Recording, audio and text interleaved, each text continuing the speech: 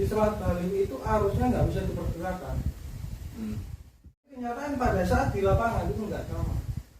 Di Selat Bali itu arusnya seperti sungai, bisa sampai 30 knot, 40 knot. Tapi bukannya nelayan pada umumnya ketika musim rembulan itu nggak ada ikan. Nah itu kan menurut siapa gitu? Kan konsep nelayan itu kan lain-lain. Mancing apa dulu? Oh, ya mungkin asumsinya yang jaring sama yang mancing berbeda mungkin. Berbeda. Karena yang jaring itu kan yang kapasitas besar. Kapasitasnya lebih besar. Otomatis ikannya juga volumenya juga lebih besar. Jadi kalau cuma mau pasang kadang bulan terlihat, jadi ikan besar itu kebanyakan memang nggak makan. Tapi ikan kecil yang di atas yang biasa dijaring itu pasti terlihat. Makanya beda. Yang dibikin konsepnya beda. Ini menarik. Jadi kalau umpama itu buat kita mancing untuk predator ikan-ikan besar, itu pasti keadaan pasang yang dipakai. Keadaan pasang. Terlepas dari itu purnama apa tidak. Iya. Yang penting air pasang. Nah, lihat juga kondisi arus. Di Selat Bali itu kita bahas Selat Bali. Di Selat Bali itu arusnya nggak bisa diperkirakan. Meskipun ada aplikasi sekarang yang orang-orang milenial sekarang ada aplikasi namanya di App Store itu Tides itu melihat pasang surut air laut. Di tabelnya itu sudah terlihat. Tapi kenyataan pada saat di lapangan itu nggak sama. Yang jadi misteri di Selat Bali itu seperti itu, Mas. Di Selat Bali itu arusnya seperti sungai, bisa sampai 30 knot, 40 knot. Hafal ya sampai knot-knot. Ya kan riset, Mas. Oh, riset. Track recordnya ya. Kebetulan di dermaga itu ada alatnya. Ada alat untuk risetnya berapa knot angin dengan berapa knot arusnya. Jadi sebelum ada pergerakan, kecepatan angin mempengaruhi kecepatan arus. Kadang kalau memang arus dengan angin itu berlawanan terbentuk ombak. Ya. Dan alun biasanya yang gitu. Ombak besar. Karena memang angin dengan arus berlawanan memunculkan ombak.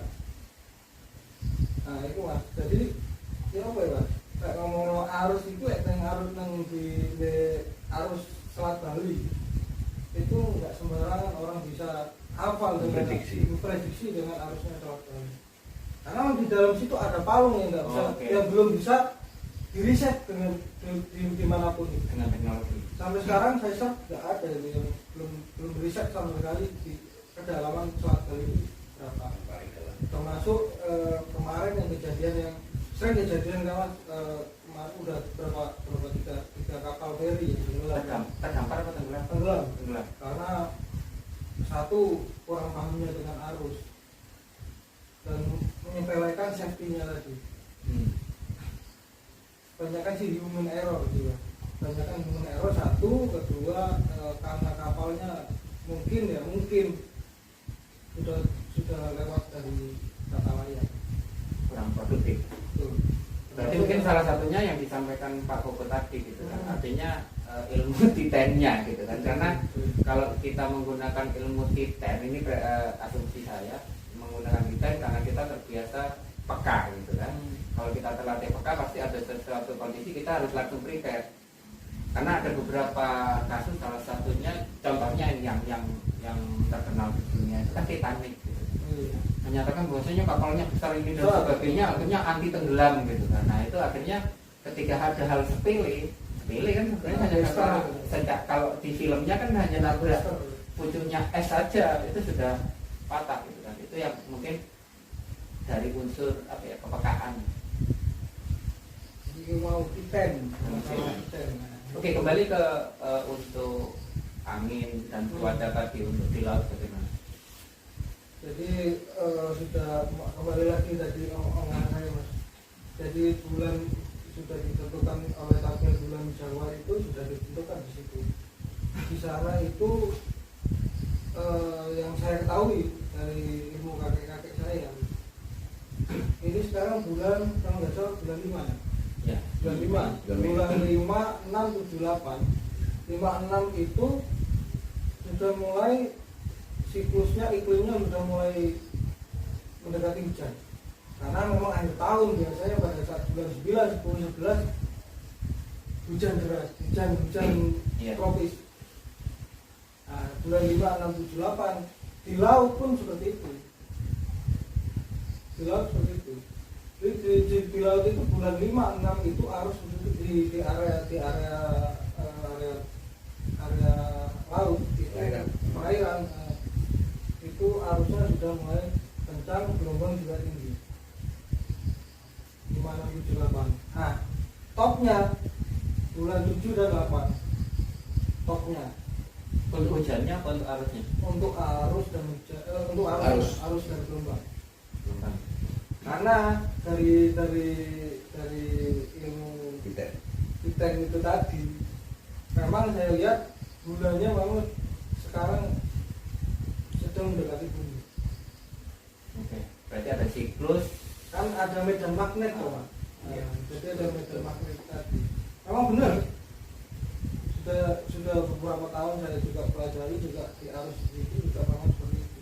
Bulan 7, bulan 8 itu arus di laut itu sudah mulai kencang. Itu pun tertentu ya, wilayah tertentu seperti contoh di Tuban itu gelombang sudah mulai besar, di TBBM Tuban, di SPM Tuban, Kalbut juga mulai angin dan arus besar. Di Manggis pun gelombang sudah mulai kencang. Manggis mana? Manggis pun mulai di Di Bali. Dan di Tanjung Wangi pun sama, arus kencang di dominan ke selatan. Ngalahin BMKG karena Titannya ya. Ilmunya itu. Kayak kemarin kan gini, mungkin ke Pak Koko ya, untuk titik Kolomongson. Kemarin kan ketemu sama bapaknya teman di Purworejo dekat Bimo. Nah, kebetulan kan untuk kita membahas fenomena hujan di tahun ini itu kan berbeda dengan tahun sebelumnya, sudah mulai curah hujannya tinggi.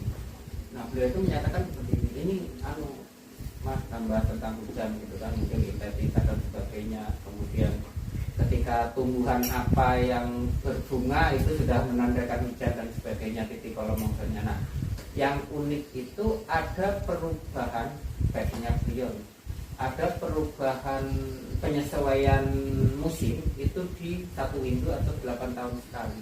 Mungkin Pak Koko tahu atau kan tentang hal semacam itu.